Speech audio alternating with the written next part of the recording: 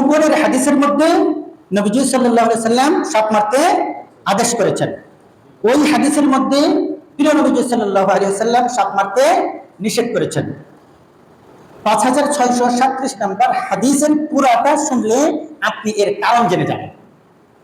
কেন একই মুখ থেকে দুই বক্তব্য, এর ব্যাখ্যা কি হাদিসের মধ্যেই আছে এর পরের শব্দে, ইউরিদু আওয়ামিরাল বুয়ুতি ওয়া উমিরা বিকাতলিল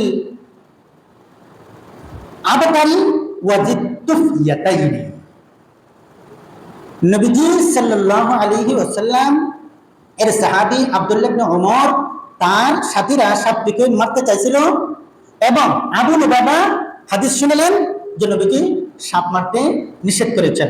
এইখানে আবু লুবাবার উদ্দেশ্য হলো যেই সাপগুলি সাধারণত ঘরের আশেপাশে থাকে, বাড়ি ঘরের আশেপাশে থাকে, ওই সাপগুলি রাসূল সাল্লাল্লাহু আলাইহি সাল্লাম নির্বিচারে দেখা মাত্রই হত্যা করতে না, মেরে লেতে কইছে না।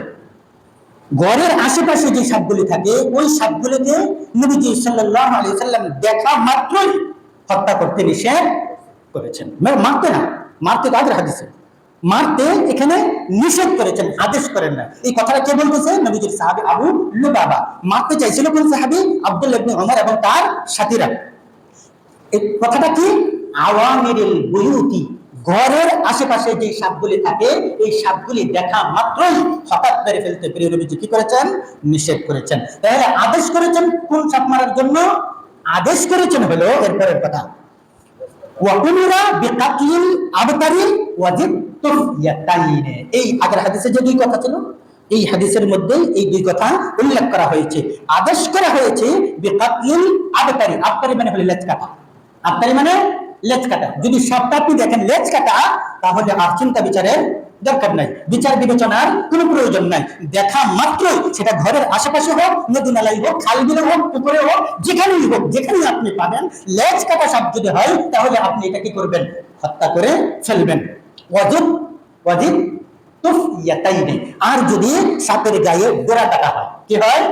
ডোরা কাটা হয়। এই ডোরা কাটা সাপ এবং লেজ কাটা সাপ এই দুই শ্রেণীর সাপ দেখা মাত্রই নবীজি আদেশ করেছেন হত্যা করার জন্য।